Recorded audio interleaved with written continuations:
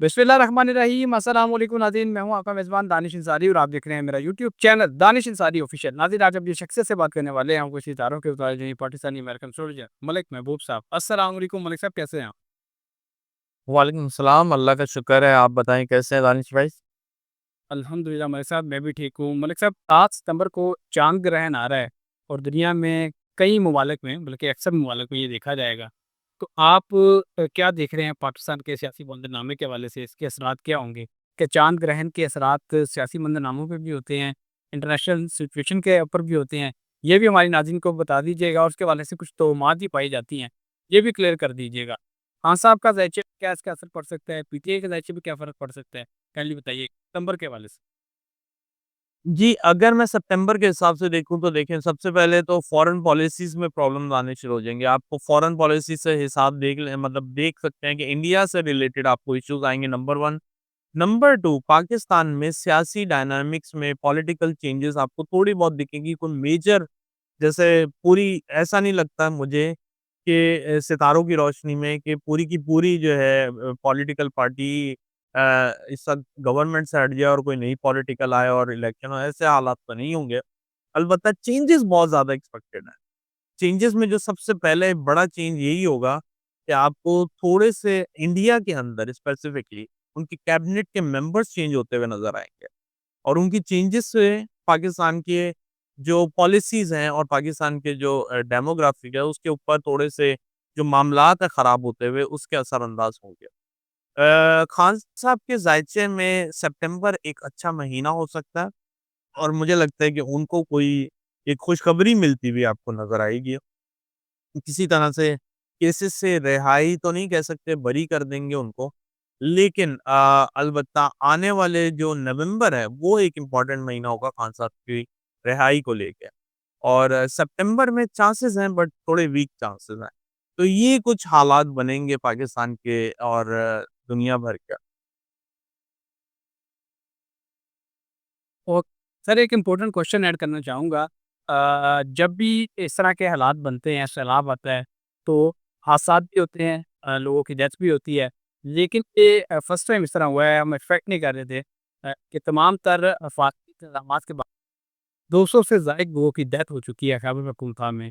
आप आइंदा आने वाले दिनों में खुदा न खास्ता कोई ऐसा इवेंट होते हुए देख रहे हैं, जिसकी वजह से खान साहब समेत तमाम सियासी जमातों को एक टेबल पर बैठना पड़े? जिस तरह के एक एपीएस का वाक़या पेश आया था, जिसके बाद खान साहब के साथ नवाज़ शरीफ भी बैठे हुए थे, मौलाना फज़लुर रहमान भी, आसिफ ज़रदारी भी, तमाम सियासी जमातों ने अपने इख्तिलाफ़ात को भुलाकर एक टेबल पर बैठने पर इत्तेफ़ाक किया था। खुदा न खास्ता जी। इस तरह की चीज़ हो सकती है। जी, मुझे सितंबर-अक्टूबर में ऐसे सूरत-ए-हाल स्पेशली इंडिया को लेके या इंडिया की वजह से लेके ये मामलात हो सकते हैं। लेकिन वो वही वाली बात है कि ये चीज़ें कैलकुलेशन में आती हैं। एग्ज़ैक्टली ऐसे कोई भी दावा नहीं कर सकता कि जी ऐसे ही होने वाला है। तो ये कैलकुलेशन है गलत भी हो सकती है लेकिन इसके बहुत ज़्यादा चांसेज़ हैं जो आपने बात की है। मुझे ऐसा लगता है ये सितंबर-अक्टूबर में डेफ़िनेटली ऐसी सिचुएशन बनेगी पाकिस्तान में। Okay sir. सर, हमने देखा ने ऐलान किया तहरीक का, लेकिन पार्टी के अंदर वो सलाहियत ही दिखाई नहीं दी कि वो तहरीक चला सकें और उन्होंने तहरीक से 2 दिन पहले ही ऐलान कर दिया कि वो तहरीक नहीं चलाएँगे क्योंकि पार्टी के अंदर मामला ऐसे चल रहे हैं, गिरफ्तारियाँ हो रही हैं। तो सर, आप क्या देख रहे हैं कि क्या पार्टी के अंदर जो मौजूद लोग हैं, उनमें क्या पोटेंशियल नहीं है तहरीक को चलाने का या खान साहब को जेल से बाहर निकालने का, या कोई और वजह है? देखिए, पोटेंशियल तो है ही नहीं ना यार। आप देखें दानिश भाई 2 साल हो गए हैं, वो कुछ भी नहीं कर पाए हैं, बल्कि जिधर थे उससे भी पीछे चले गए हैं वो। तो उन्होंने क्रिएशन में डिस्ट्रक्शन पैदा कर दी है। डिस्ट्रक्शन इतनी कर दी है कि पीटीआई के अलावा पाकिस्तान भी अब उसमें भी लोगों में भी ज़रा ना गम-ओ-गुस्सा है कि ये लोग क्या करते हैं बार-बार। तो ये चीज़ वापस मुझे ऐसा लगता है कि रिपीट होती हुई आपको नज़र आएगी। इन चीज़ों का सॉल्यूशन जो है नवंबर के बाद ही मिलेगा और उसमें सबसे मेजर ये होगा कि पार्टी के मेजर क़यादत है, उसमें बहुत ज़्यादा रद्दो-बदल होती हुई आपको नज़र आएगी। जिसकी वजह से ये जो है आपको पीटीआई एक तरह से बाउंस बैक करने की सलाहियतों में या कह सकते हैं कि बाउंस बैक करने की सिचुएशन में आ जाएगी। उससे पहले मुझे ज़रा मुश्किल लगता है। Okay sir. सर आपने एक दूसरे प्रोग्राम में ये प्रेडिक्शन की कि आइंदा आने वाले दिनों में स्पेशली सितंबर में हम देख रहे हैं कि एस्टेब्लिशमेंट के लिए जो वक़्त है वो मुश्किल होगा क्योंकि ये मसरूफियत बढ़ जाएगी इंडिया को लेके। लेकिन सर हमने देखा कि लास्ट 3 मंथ्स पहले जब इंडिया पाकिस्तान की जंग हुई, तो उसने उससे जो एस्टेब्लिशमेंट की मकबूलियत थी अवाम में, वो बहुत बढ़ गई क्योंकि पाकिस्तान आर्मी ने, पाकिस्तान सिक्योरिटी फोर्सेज़ ने इंडिया को बड़ी इबरतनाक शिकस्त दी। अब आप क्या देख रहे हैं कि दिसंबर में अगर इंडिया पाकिस्तान का ख़ासा खासा कोई महाज़ होता है, तो क्या हमारी एस्टेब्लिशमेंट की जो मकबूलियत है अवाम में, वो मज़ीद बढ़ जाएगी? मुझे ऐसा लगता है कि मकबूलियत तो डेफ़िनेटली बढ़ेगी। मकबूलियत में इसलिए बढ़ती है क्योंकि जो हमारी एयर फ़ोर्स है वो बड़ी अच्छी है और एयर फ़ोर्स के जो सितारे भी हैं पाकिस्तान के ज़ायचे में वो मुझे बहुत स्ट्रॉन्ग दिखता है। तो मकबूलियत तो बढ़ेगी इसमें कोई दो राय नहीं है लेकिन साथ-साथ उँगलियाँ भी उठेंगी। इस दफ़ा वैसा फ्लो नहीं होने वाला है जैसा आपको मई में दिखा था। तो इस दफ़ा इनको केयरफुल रहना पड़ेगा। इस दफ़ा के जो हालात होंगे ज़रा डिफरेंट होंगे और मसले-मसाइल भी डिफरेंट हो। तो इसीलिए ज़रा चौकन्ने रहे कि इनको जो भी वारदात वग़ैरह करनी होगी वो करनी पड़ेगी। ऐसे इतनी आसानी से ने इंडिया को हराना ज़रा मुश्किल दिखता है मुझे। ठीक है सर, अभी आपने जंग का ज़िक्र किया, हमारे एक दोस्त हैं वो गुज़िश्ता कई दिनों से कमेंट्स में एक सवाल कर रहे हैं, तो मैंने कहा इसका जवाब आपसे ले लेते हैं। वो सवाल ये है कि अगर इंडिया पाकिस्तान की जंग होती है, तो खुदा ना ख़ास्ता पाकिस्तान के वजूद को या इंडिया के वजूद को कुछ ख़तरा लाक हो सकता है? ऐसी कोई चीज़ आपको दिखाई दे रही है?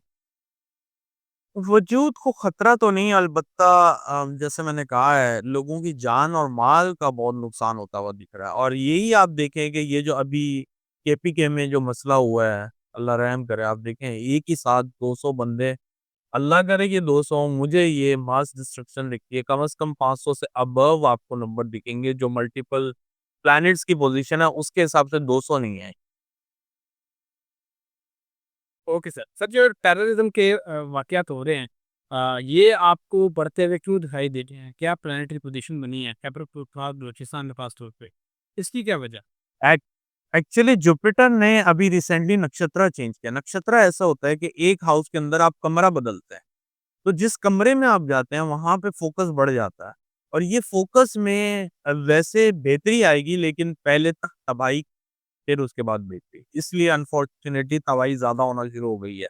और ये अभी कुछ टाइम के लिए मसलन आप कह सकते हैं तकरीबन 20 से 25 दिनों तक के लिए या आप एक्सपेक्ट करें कि ये सिचुएशन रहेगी मिनिमम। ठीक है सर। सर अमेरिका के सदर डोनाल्ड ट्रंप और पुतिन की मुलाकात हुई है आज अलास्का में। क्या इनके दरमियान मुज़ाकरात आपको कामयाब होते दिखाई दे रहे हैं? क्या यूक्रेन और रशिया की जंग जो है, वो ट्रंप जो है इसको ख़त्म करने में कामयाब हो पाएँगे?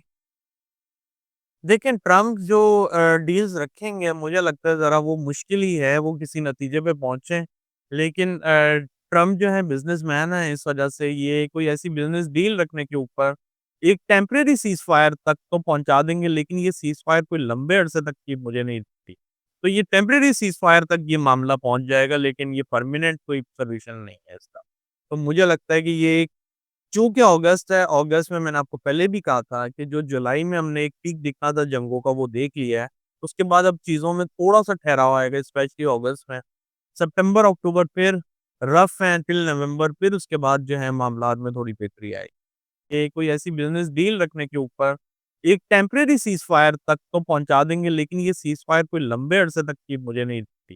तो ये टेम्परेरी सीज़फायर तक ये मामला पहुँच जाएगा लेकिन ये परमानेंट कोई सॉल्यूशन नहीं है इसका। तो मुझे लगता है कि ये चूँकि अगस्त है, अगस्त में मैंने आपको पहले भी कहा था कि जो जुलाई में हमने एक पीक दिखा था जंगों का वो देख लिया है।